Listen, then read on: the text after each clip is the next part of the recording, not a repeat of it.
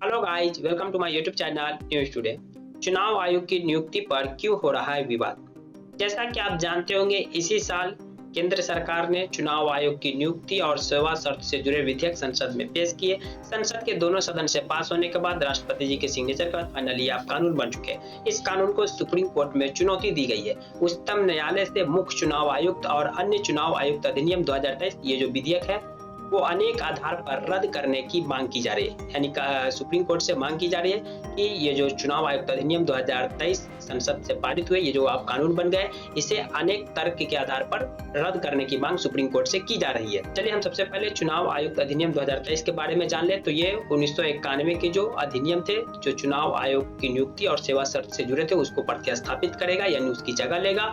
और इसे 2 मार्च 2023 supreme court के निर्णय के परिणाम स्वरूप प्रस्तुत किया गया था। यानी सुप्रीम कोर्ट इस पर निर्णय दिया था कि चुनाव आयोग की नियुक्ति एक समिति के आधार पर करेगी। समिति में चीफ जस्टिस ऑफ इंडिया, देश के प्रधानमंत्री और लीडर ऑफ अपोजिशन शामिल हो गए और इस समिति के आधार पर देश के अंदर चुनाव आयोग की नियुक्ति होगी। लेकिन केंद्र सरकार ने चुनाव आयोग की नियुक्ति और सेवा शर्त से जुड़े विधेयक संसद में पेश किए। संसद से पास होने के बाद फाइनली आप कानून बन चुके हैं और इस कानून से चीफ जस्टिस ऑफ इंडिया को बाहर रखा गया है। यानी कि नए जो कानून बने हैं, इस कानून को रद्द करने की मांग सुप्रीम कोर्ट से की जा रही है। चलिए हम याचिकाकर्ता के पहले तर्क जान लेते हैं। सरकार को चुनाव आयोग में नियुक्ति का व्यापक शक्ति है। यानी कि ये जो कानून है, इसमें सरकार को व्यापक शक्ति है, मतलब कि काफी ज्यादा सरकार डोमिनेंट है, क्योंकि इस कानून में प्रावधान है कि चुनाव आयोग की नियुक्ति एक समिति के आधार पर होगी और समिति के जो मेंबर होंगे वो खुद प्रधानमंत्री होंगे। प्रधानमंत्री के द्वारा नोमिनेटेड कैबिनेट मिनिस्टर होंगे और एक लीडर ऑफ अपोजिशन होंगे। बहुमत के आधार पर फैसला लेना है, तो यानी कि हमेशा सरकार के ही फैसले चलेंगे, क्योंकि 2 लोग सरकार के, एक अपोजिशन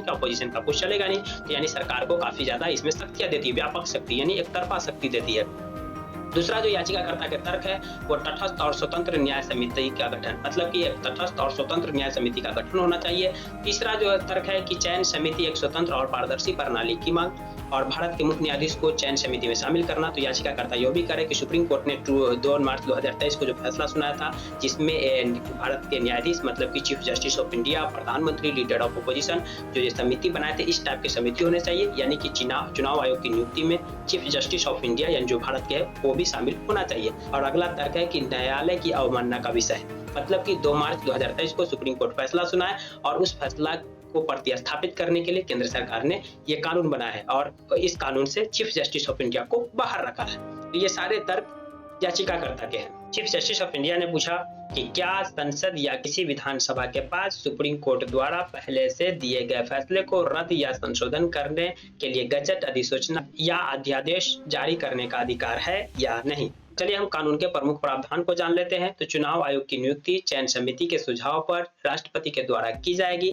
चयन समिति के जो सदस्य होंगे वो प्रधानमंत्री, नेता प्रतिपक्ष और कैबिनेट मंत्री। तो यहाँ पर 2 लोग सरकार के हैं, एक नेता प्रतिपक्ष, और फैसला बहुमत के आधार पर लिया जाएगा। यानी सरकार के 2 लोग होंगे, तो यानी हमेशा जो चयन समिति के फैसले होंगे, जो सिफारिश होंगे, वो केंद्र सरकार के मुताबिक ही होंगे। इसीलिए इस कानून का विरोध किया जा रहा है। वहीं चयन समिति खुद समिति के सिफारिश के आधार पर कार्य करेगी। इसका गठन कानून मंत्री और 2 वरिष्ठ सरकारी अधिकारी के माध्यम से किया जाएगा। इसका कार्य 5 संभावित उम्मीदवार की तलाश करना होगा। इसके अनुसार चुनाव आयोग के पद पर सचिव या उसके समकक्ष अधिकारी की ही नियुक्ति की जाएगी। मुख्य चुनाव आयुक्त और अन्य चुनाव आयुक्त का वेतन, भत्ता और सेवा शर्त उच्चतम न्यायालय के न्यायाधीश के समान होगा। कार्य अवधि की बात करें तो 6 वर्ष या 65 साल जो पूरा हो जाएगा पहले, वो रिटायर हो जाएंगे। मुख्य चुनाव आयुक्त के पद पर पदोन्नति की स्थिति में कार्यकाल की कुल अवधि 6 वर्ष से अधिक नहीं होगी। वे पुनर्नियुक्ति के पात्र नहीं होंगे। उन्हें कार्यकाल की सुरक्षा भी प्रदान की जाएगी। आधिकारिक कर्तव्यों के निर्वहन में उनके खिलाफ कोई नागरिक या आपराधिक कार्रवाई शुरू नहीं की जाएगी। तो ये सारे इस कानून के प्रावधान है। लेकिन इस कानून का जो सबसे ज्यादा जो विरोध जो हो रहा है और सुप्रीम कोर्ट से जो इसे रद्द करने की जो मांग की जा रही है कि इस समिति में 2 लोग सरकार के, एक अपोजिशन के, फैसला समिति के सिफारिश पर लेना है, यानी कि बहुमत के आधार पर होगा। तो हमेशा सरकार जिसे चाहेगी वही चुनाव आयुक्त बनेगा और हमेशा सरकार के पसंदीदा लोग ही चुनाव आयुक्त बनेंगे। इसी को लेकर के सुप्रीम कोर्ट से इस कानून को रद्द करने की मांग की जा रही है। जानकारी आपको पसंद आई तो प्लीज वीडियो को लाइक कर दीजिए, चैनल को सब्सक्राइब कर दीजिए। Thank you for watching.